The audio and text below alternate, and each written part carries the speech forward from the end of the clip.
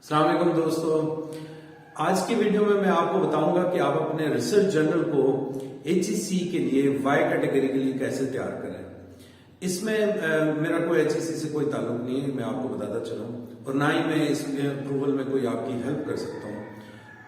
However मैं आपको guide कर सकता हूं, आपको सपोर्ट दे सकता हूं, आपको बता सकता हूं कि कैसे अपने रिसर्च जर्नल को तैयार करें।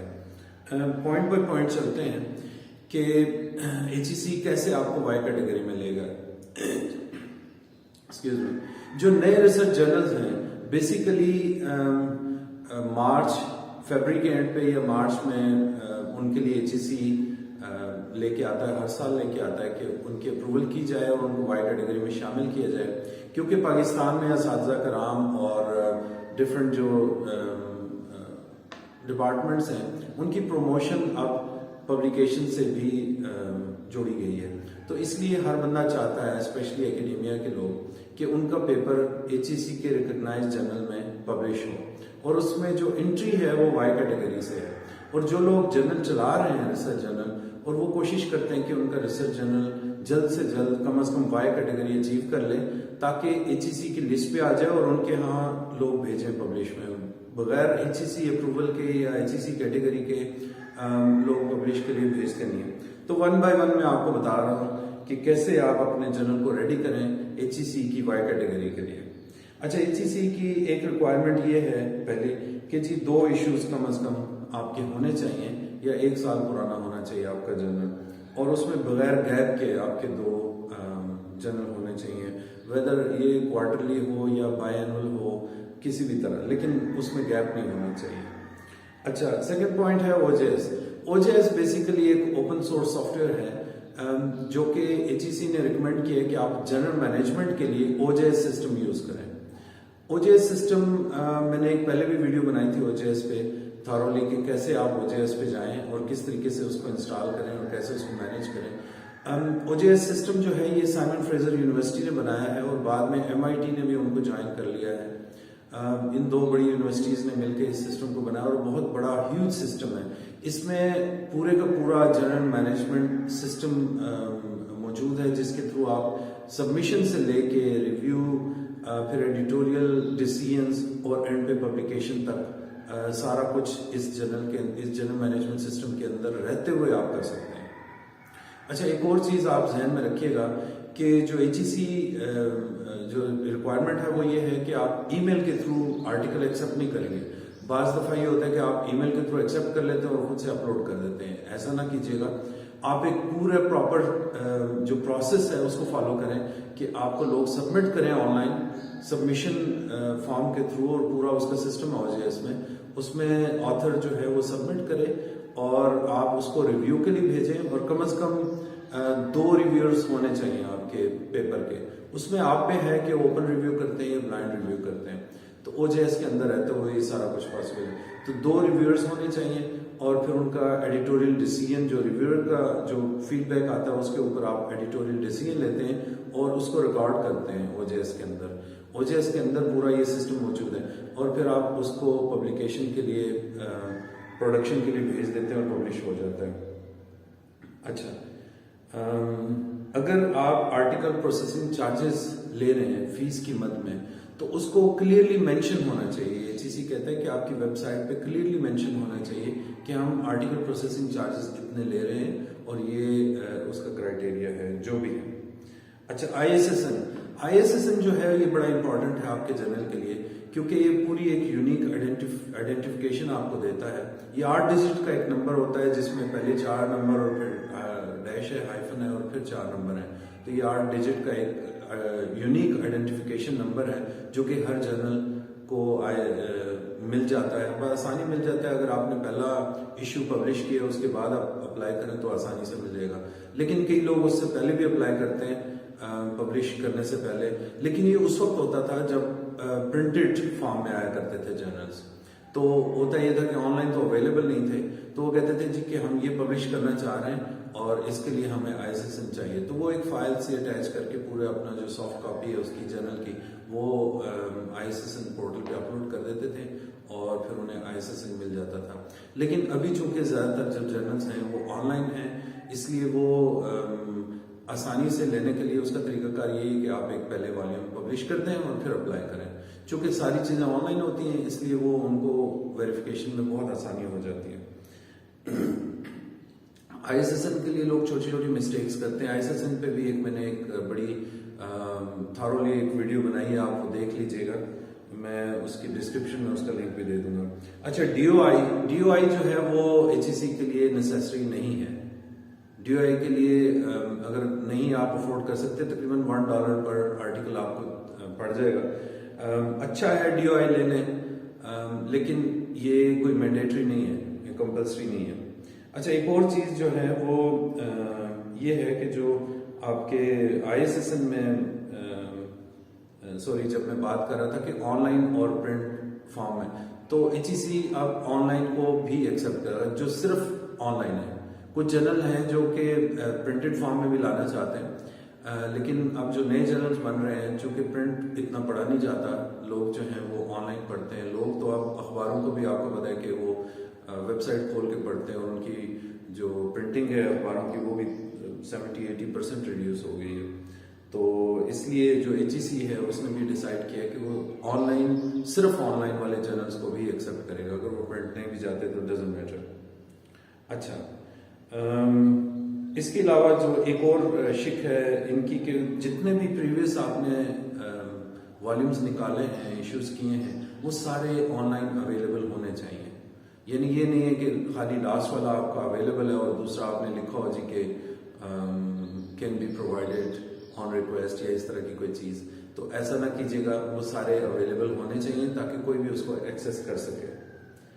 अच्छा, अब ये जो एक और जो लास्ट पॉइंट है वो बहुत ही इंपॉर्टेंट है, वो है एडवाइजरी बोर्ड से मुतल्लिक। अब 3 किस्म के जो हैं आपके पास बोर्ड्स होते हैं। एक आपका रिव्यूअर बोर्ड है, एक आपका एडिटोरियल बोर्ड है और एक एडवाइजरी बोर्ड है। अब जो सबसे इंपॉर्टेंट है वो आपका एडवाइजरी बोर्ड है। एडवाइजरी बोर्ड के लिए बहुत क्लियर इंडिकेशंस हैं, इंस्ट्रक्शंस हैं कि आपके फॉरेन के एडवाइजर्स भी होने चाहिए और लोकल भी एडवाइजर्स होने चाहिए। और इसमें जो आप इक्वल रख लें, मसलन 5 आपके फॉरेनर्स हैं तो 5 आप नेशनल रख लें। और इसी तरह जो है आपके जो रिव्यूअर्स हैं, चूंकि आपका जो पेपर है रिव्यू के लिए जाएगा तो 2 रिव्यूअर्स के लिए रिकमेंडेशन है, तो एक रिव्यूअर जो है वो बाहर का हो जाए और एक रिव्यूअर पाकिस्तान से हो जाए। तो ये रिव्यूअर बोर्ड जो है वो अलग है, एडवाइजरी बोर्ड अलग है। जो एडवाइजरी बोर्ड है वो बहुत ज्यादा पावरफुल होना चाहिए और उसमें सारे PhDs होने चाहिए, PhD से नीचे ना हो।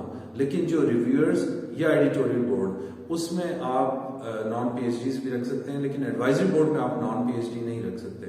और एडवाइजरी बोर्ड के लिए ये है कि आप उनका पूरा जो है वो कॉन्टेक्ट इन्फॉर्मेशन भी वहाँ पे डालें, क्योंकि ये ISSN के लिए भी आपको बहुत हेल्प करेगा। अगर आपने उसकी कॉन्टेक्ट इन्फॉर्मेशन ना डाली, मसलन एफिलिएशन नहीं डाली कि कौन सी यूनिवर्सिटी से एफिलिएट है या थिंक टैंक से है या किसी बड़ी ऑर्गेनाइजेशन से एक्सक्यूज मी, तो ISSN जो है वो वेरीफाई नहीं कर पाएगा। कई लोगों ने नाम तो डाले होते हैं, एफिलिएशन भी डाली होती है, लेकिन उनका ईमेल या फोन नंबर नहीं डाला होता। तो मेरी ये सजेशन है कि आप फोन नंबर्स, ईमेल्स और एफिलिएशन जो उसका ऑफिशियल एड्रेस है वो लाजमी डालें। उसका फायदा ये होगा कि ना सिर्फ ISSN के लिए आपको आसानी होगी अप्लाई करने में, बल्कि HEC भी उसको एंडोर्स करेगा। इसके अलावा जो रिव्यूअर बोर्ड है, ये तो हो गया एडवाइजरी बोर्ड। फिर रिव्यूअर बोर्ड के लिए ये जरूरी नहीं कि आप उनके नाम पब्लिश करें, ये आप ऑफलाइन भी रख सकते हैं, लेकिन HEC को आपको देने होंगे कि ये रिव्यूअर्स हैं हमारे, और उसकी तादाद जो है एक्सक्यूज मी वो अनलिमिटेड हो सकती है। आप जितने आपका दिल है उसमें रिव्यूअर बोर्ड में डालें, क्योंकि अगर आप क्वार्टरली या इवन मंथली अगर आप पेपर पब्लिश करते हैं तो आपके पास रिव्यूअर जो हैं वो एनफ होने चाहिए कि आपको जो ही पेपर आए आप फौरन रिव्यूअर को भेज दें। और इंटरनेशनली तो ये भी है कि आप रिव्यूअर को जो है, अगर आप आर्टिकल प्रोसेसिंग चार्जेस ऑथर से ले रहे हैं या इंस्टीट्यूशन से ले रहे हैं, तो आप फिर रिव्यूअर को भी थोड़ा बहुत पे कर देते हैं ताकि वो रिव्यूअर आपके साथ अटैच रहे और वो खुशी आपका जो है वो जल्दी से जल्दी रिव्यू करे। क्योंकि होता ही है कि आप रिव्यू के लिए भेज देते हैं तो वो प्रोफेसर हजरात जो हैं वो बिजी होते हैं, तो वो इतना वो टाइम दे नहीं पाते। तो इसलिए आपके लिए अच्छा होगा कि अगर आप आर्टिकल प्रोसेसिंग चार्जेस चार्ज कर रहे हैं तो आप रिव्यूअर को भी थोड़े से पैसे दे दें। अब आते हैं एडिटोरियल बोर्ड पे। एडिटोरियल बोर्ड के लिए जरूरी नहीं कि वो पीएचडी ही हो। अब उसमें आप वो लोग ले सकते हैं जो एडिटोरियल मैनेजमेंट का काम कर सकते हैं, प्रोडक्शन के लिए भेज सकते हैं, उसकी फॉर्मेटिंग कर सकते हैं, प्रूफ रीड कर सकते हैं, या फिर जो इनिशियल डिसीजन है कि पेपर आया है सबमिशन तो वो रिव्यू के लिए भेजना है या नहीं भेजना, वो भी आप एडिटोरियल बोर्ड कर सकता है, इनिशियल जो डिसीजन है। लेकिन ये कि एडवाइजरी बोर्ड जो है उसको भी बंदा लूप में लेता है कि ये पेपर आया है, what do you think about this, उसकी वैलिडिटी, उसकी जो है वो आपके। अच्छा, एक चीज मैं और इसके साथ मैं भूल जाऊंगा, वो ये है कि आपका जो डोमेन है, जो डिसिप्लिन है, जो जिस एरिया में आप पब्लिश कर रहे हैं वो क्लियरली डिफाइन होना चाहिए। उसमें कोई वेग नहीं होना चाहिए कि वो सबका भला सबकी खैर, ये नहीं होना चाहिए।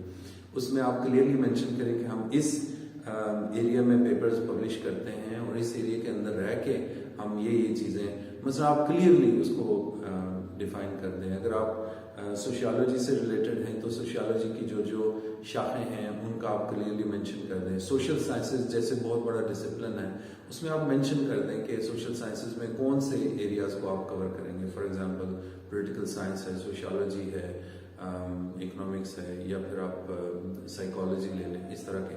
तो आप जो है वो क्लियरली मेंशन करें। नेचुरल साइंसेज हैं उसको क्लियरली मेंशन करें, वेग ना रखें उसको, ये बहुत इंपॉर्टेंट है।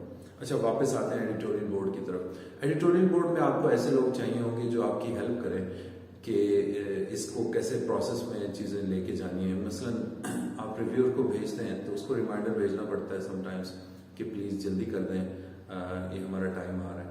फिर एक दफ़ा नहीं, दो दफ़ा नहीं, तीसरी दफ़ा, फिर अगर वो बंदा रिप्लाई नहीं कर रहा तो आप दूसरे रिव्यूअर को असाइन कर देते हैं। तो ये इस तरह के एडिटोरियल जो मैनेजमेंट के टास्क हैं उनके लिए आपको बोर्ड चाहिए और आपको टीम काफ़ी स्ट्रांग चाहिए होगी जो कि आपकी हेल्प करे डे टू डे, और इसमें काफ़ी टाइम लगाना पड़ता है। इसके अलावा जो जर्नल है ये एचईसी की रिक्वायरमेंट तो नहीं है, लेकिन जब आप इसको थोड़ा सा आगे लेके जाएंगे वाई से एक्स कैटेगरी में या इससे ऊपर, या आप अपना इम्पैक्ट फैक्टर इंप्रूव करना चाहेंगे तो फिर इंडेक्सिंग में आप काफ़ी मेहनत करते हैं। तो उसमें भी एडिटोरियल बोर्ड जो है वो बड़ी आपकी हेल्प करता है, और जो वेल कनेक्टेड लोग हैं वो काफ़ी ज़्यादा इसमें प्रमोशन में आपकी हेल्प कर देते हैं।